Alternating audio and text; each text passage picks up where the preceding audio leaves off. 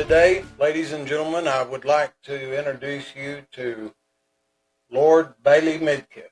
And he's our guest today, and we're going to go ahead and start. And if you have any questions, it'll be too late by the time you see this. That is a good answer. So anyway, I hope you enjoy, and we're going to go ahead and delve into it, and welcome. Thank you. Thanks for having me. It's a beautiful setup. When I walked in, I was waiting to ask the question, what's up with the sword? I collect swords. Okay. And I just had an affinity for all the different swords. It started with my dad. I don't want to monopolize the conversation, but it started with my dad. He came back from Korea. He was in the Chosin Valley Reservoir conflict, and he was attached to the Marines and artillery, and he never talked about it, and I always played with it. Right. And which my mother didn't care for very much. But anyway, about 10 years ago, my mom asked, where did you get the sword? And he's never talked about Korea at all because it was hand-to-hand during a freeze and everything else. And so he turned around and pretty uncharacteristically, he kind of lost his temper in us. He said, I got it off of a dead soldier, North Korean. And I just brought it back to remind me that I don't want to go back there. And so, anyway, but I always played with swords, and then Braveheart came out, and I had to have that. I was going to say that it kind of looked familiar, and now I can place it now that you told me. And then I've got one from Gladiator. Okay. And several others, but it's just something that I do. When I was really young, I used to stay up at like 2 in the morning and watch the sword selling channel, so that's funny. It's been a while. I don't even know if they do that anymore, but probably. I don't know. Yeah, I don't know, yeah. But it's one of those things where it's just a hobby. Yeah. So I know that West Texans spend an inordinate amount of money going to Colorado and Wyoming. Yes. So what made you come down here? So, let's be honest. The Permian Basin is the largest basin in the United States. I don't know where it stands globally, but it's how can you not come to West Texas? The people are amazing. The work is amazing. It's everlasting. There's something joyous about, so when I was driving here, I was thinking to myself, and it's more of a joke than anything, I was like, man, Mario Andretti must have came out here like Genghis Khan. Everybody drives like Mario Andretti out here, which I don't complain. I kind of enjoy it, half the time. And, some of the cars are cool, so usually it's like some jacked up pickup going 90 past you, and then I'm like, oh, it's a cool looking truck, or it's a cool car. Man, everybody's Mario Andretti out here. But that is a valid point, and it's kind of something, like I was telling you before, it's wild. Wyoming in general, how we structure our businesses and our travel and stuff is completely opposite, So when you have a salesman, oil and gas or any industry, but mainly oil and gas, they don't have to go anywhere else, to grow that business. If you can take care of Midland, that's a huge chunk of pie, right? And you can throw a rock at a potential new partnership out here. Wyoming, you have to drive 200 miles per location or per business. So it's a big difference. So I think that is a big reason why it's a lot like, when oil and gas was $100 a barrel, when it hit that peak, and the spending was great, that's when field guys were taking out 20 people for Starbucks and sushi, and nobody blinked an eye, right? The money was just flowing. Wyoming's number one business structure was North Dakota, obviously, and that was a lot closer than Texas. That has kind of plateaued. It's always going to be a large basin, but it's never going to be the Permian Basin. Permian's always going to be a gold mine. I shouldn't say this because it's going to be a permanent record, but I feel like if oil was $40, it wouldn't slow down. Right. Midland's just going to, Midland, Midessa, as I like to say, is going to stay the same, I think, forever. At least in my lifetime and probably my kid's lifetime. Beyond that, hard to say, but probably just for a long, long, long duration of time. I think we can safely say it will be going for my lifetime. Oh, there's no doubt in my mind. You've got another 100 years in you, but technology's getting more and more advanced, But have you experienced any downturns? I have. So, I mean, being, the fifth generation I am, I've obviously seen a lot from afar, and I was in 2008, 2013. I don't think we're going to have one now. Here's my justification why, So, actually, I was eating blackened alligator tacos at Walk-Ons last night. Wow. I take one bite and I look over and I'm like, oh, hey, Dakota Klein. And I saw him my last trip, obviously, when we did our sit down and visited, and he had a gentleman with him, and maybe in the comments you can tell me who it was. I can't remember. But the guy's talking about, overseas offshore drilling. I mean, he had been in a lot of aspects of the oil and gas industry. And, he brought up that notorious comment that we all make. It's a election year, right? Right. It's Q4 in an election year. Those two things sound really bad in our industry. I don't think we can treat that conversation the same because we've got smarter. I tell people compare it a lot like what the coal mine industry was forever. I think, these upper management echelon C-suite and government officials have realized, hey, we need to figure out how to play the long game. Focus a 10-year projection out, and not stress so much about drilling when it's good and not when it's bad, being so reactive versus proactive. So I think the more and more we get educated through the years, it's going to be less and less affected by those two factors. They're gonna affect it no matter what. It's a mental aspect, right? And we're all gonna think, we're gonna be worried. Don't switch careers in Q4 of an election year. Wait it out, kind of thing. But it's probably still a thing.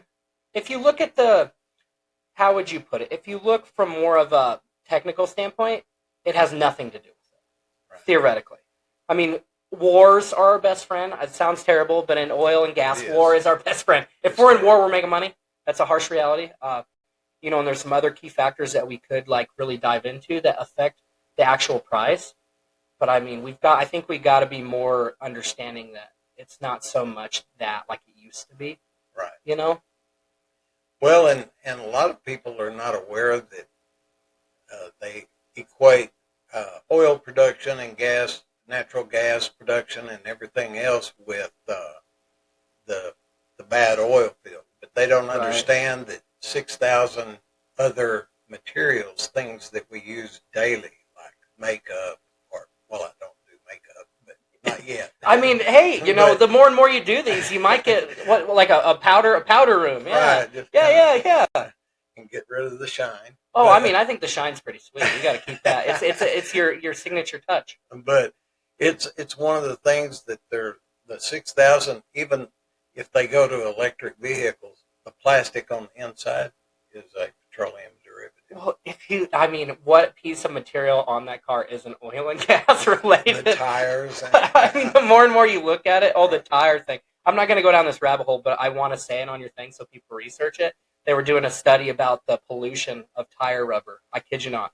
I came across this and this can't be a real thing, right? Oh, it's a real thing. Yeah.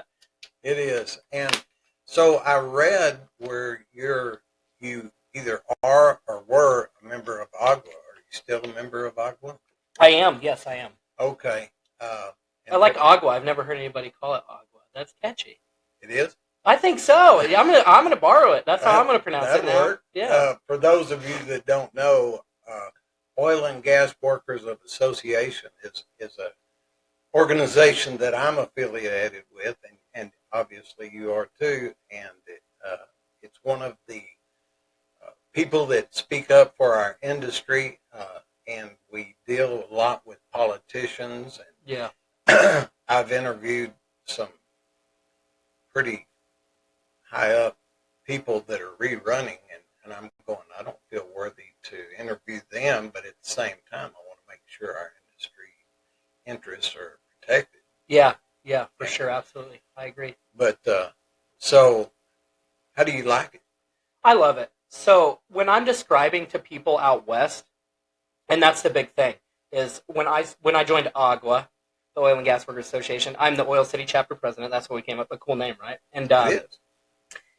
Energy Strong's really heavy up there, because that came out of Denver, Colorado. Jack Hamlin, Luke Coates, those guys.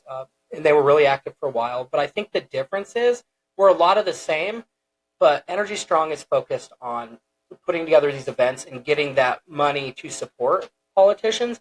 And Agua is more in the sense we like to, endorse politicians, talk to them, make sure we're working hand in hand with a majority of them across a mass amount of states to ensure, like you said, our interests are kept in mind. And, what are you doing to ensure that energy, I don't always want to say oil and gas work association, because mining and stuff kind of falls in that. Energy is energy, and we're getting better about our nomenclature, right? Because oil and gas does have kind of like, it's always, some people are going to dislike it, some people are going to love it. Energy, you can't really complain. Energy is energy. But I think that's the big difference, and they both have a place in the industry, and it's a value for people to join the organization to make sure that we can keep making those strides in the right direction. And that we're represented.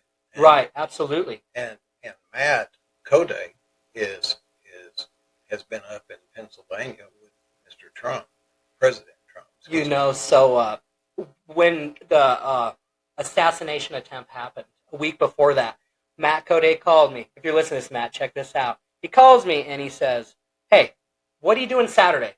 And I can't tell you what it is, but if you say yes, I can. But if you say no, I can't tell you. And I'm like, well, let me check, and that didn't give me much ammunition to go to my significant other and say, hey, I'm going to Pennsylvania, but I don't know what for. Right. So, and I actually had a volleyball tournament for one of my daughters, so I couldn't go, but it was for that. So I would have been there, and one of those things where I look back and I'm like, man, you can't get that one back. That would have been one for the history books. And he called me a second time to go, and then again, I can't remember what was this time, but yeah, they went and supported it. It looked really good and effective. Elon Musk was there, so then again, I'm like, man, now I miss Elon. Like, come on, I should have just went. That's great.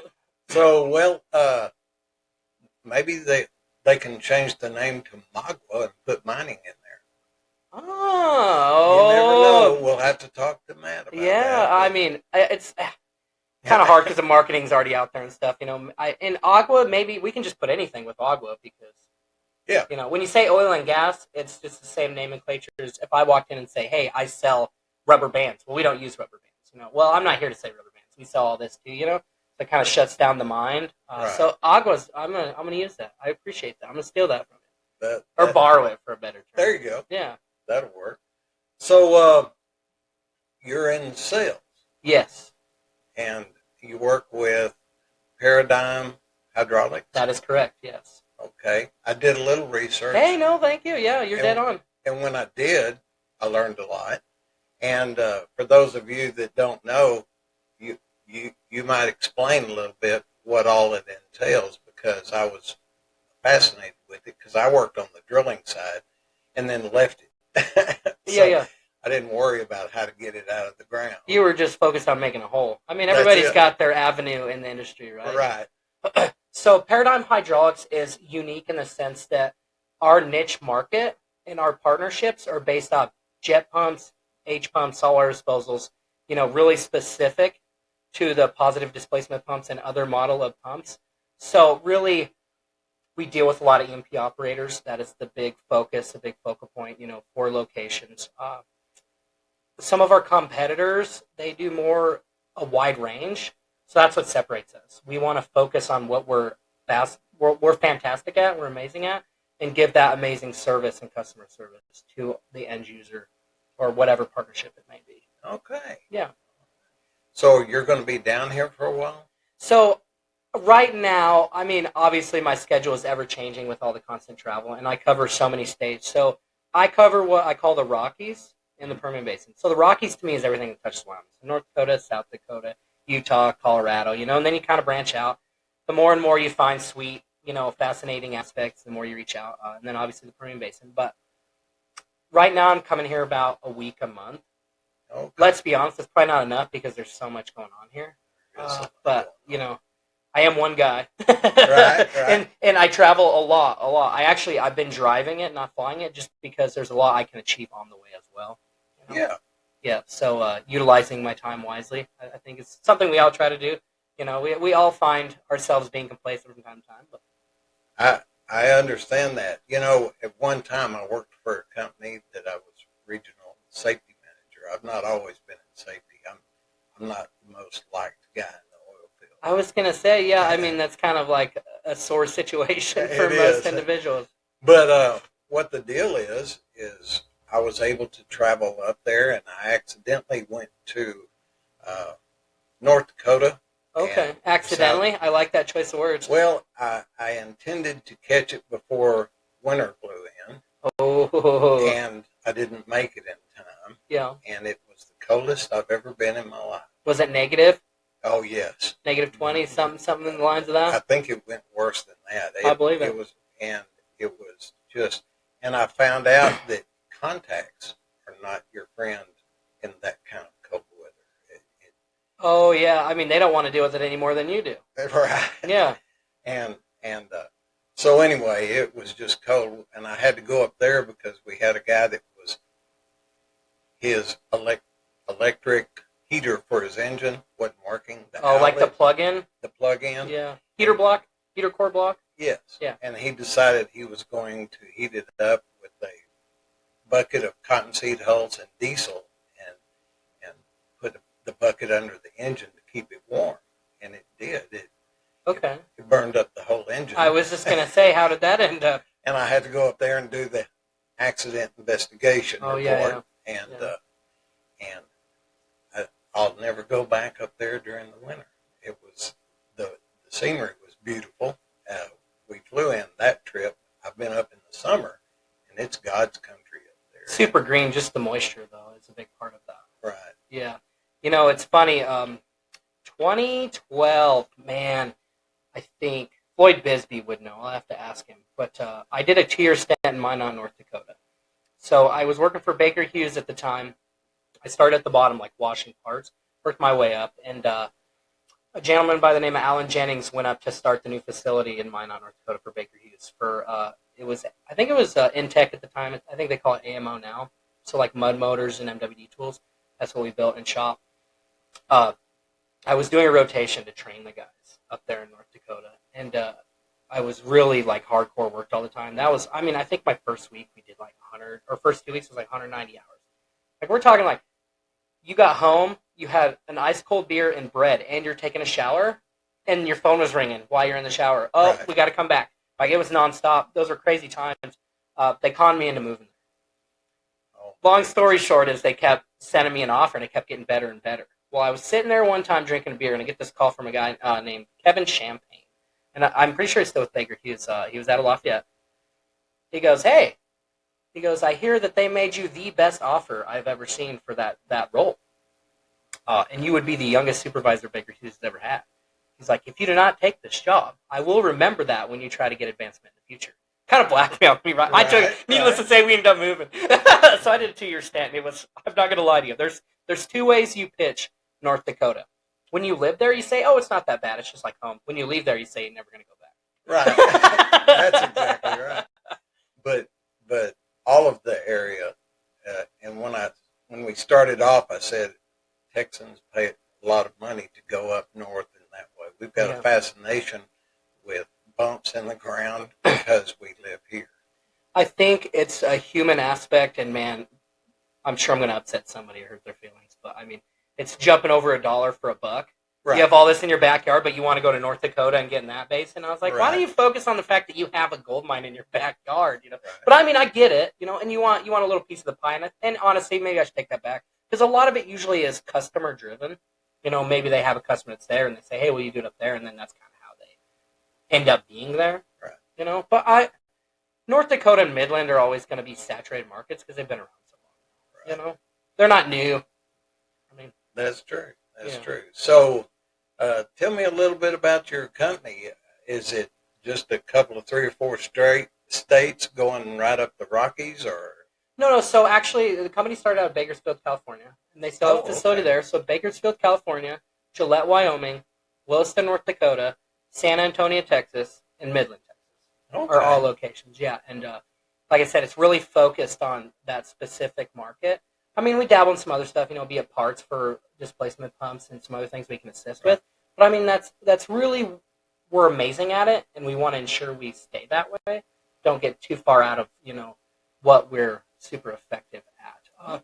I mean, Weatherford individuals are kind of where this company came from. You know, I mean, Weatherford, they didn't say it, but outside looking in, you know, Weatherford decided they wanted to do everything. and then they realized they weren't good at any of Right. it. So they dissolved all these other, centers and kind of focused on what they were good at. Then that would have been one of it. So when they did that, Paradigm Hydraulics essentially bought what they had and started from there. Okay. Yeah. So that's the history of it. Yeah. So tell me about your travels, and does that affect your family life any? Oh, yeah. So, it's a harsh reality. No matter who you're with, if you're married or not, your significant other is going to hate you leaving. That's just something it is, And if somebody, there's a few, right? The 1%ers, I like to call them. They have this, nice lady that lets them travel. And no, 9 times out of 10, you go, even so, what I love is when I come to Midland, the people that live here that I meet with, it's like when I'm home. So, their wives and kids don't want them out for dinner along with me, because they're home. They're not traveling. So, I always get to see it's outside looking in, their phone blowing up an hour after dinner. Hey, time to come home, and I was like, I can relate. I get it all the time. Right. Yeah, so it does. It does. I was married before. I am divorced now. I'm with somebody else currently. But, my divorce that was a big part of it, years and years of the stress that put on it. It's just, It's a rite of passage. My dad's been married and divorced a few times, But, he was a roughneck back in the day without an iPhone, right? Right. So, those guys, when they were off, they went to the bar and then came home drunk, got beat up by their wives. I always heard that was when they were just working over to help out the next crew. Oh, well, yeah, but then when you wobble in, it's kind of a dead giveaway. Right. So, all right. Well, that